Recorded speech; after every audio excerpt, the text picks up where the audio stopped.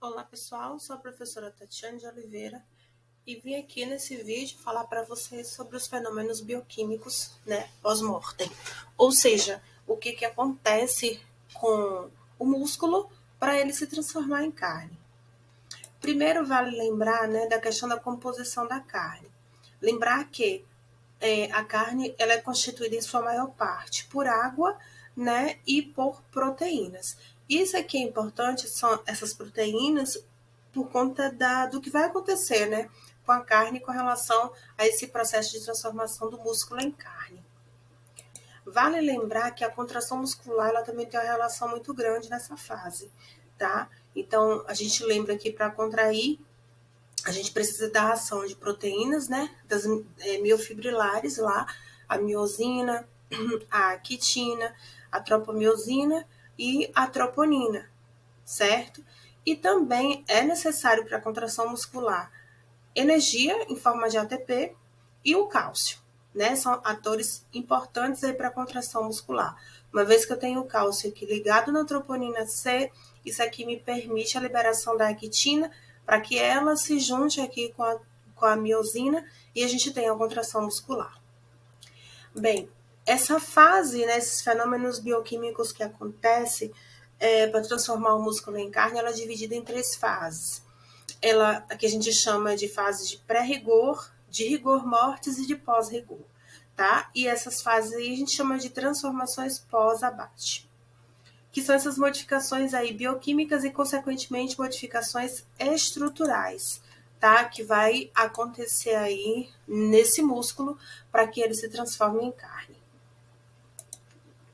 Bem, a primeira fase, que é a do pré-rigor, é o início de tudo, Logo depois do abate, quando o animal ele é sangrado, tá? E aí não vai ter mais circulação sanguínea, o animal morre e para de respirar, tá? Então cessa aí a respiração aeróbica.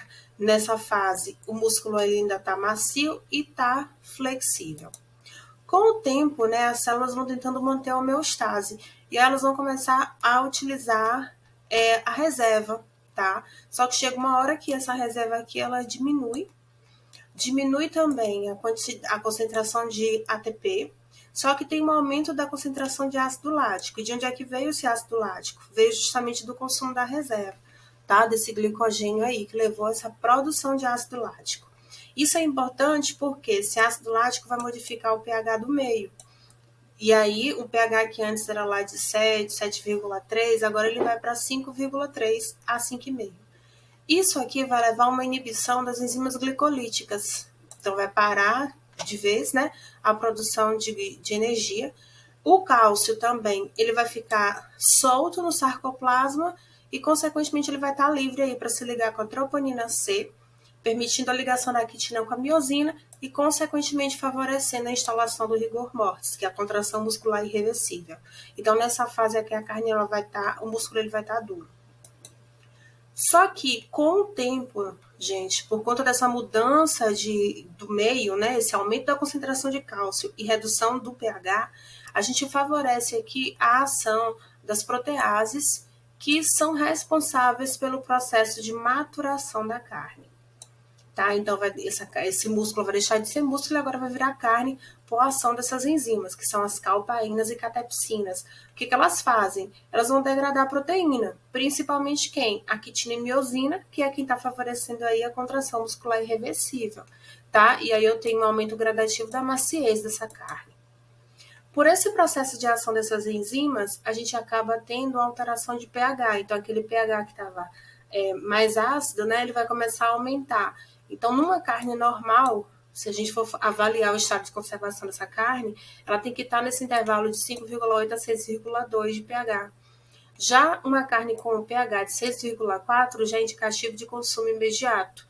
E uma carne com um pH maior que 6,4 já indica o início de decomposição. E aí não pode ser consumido.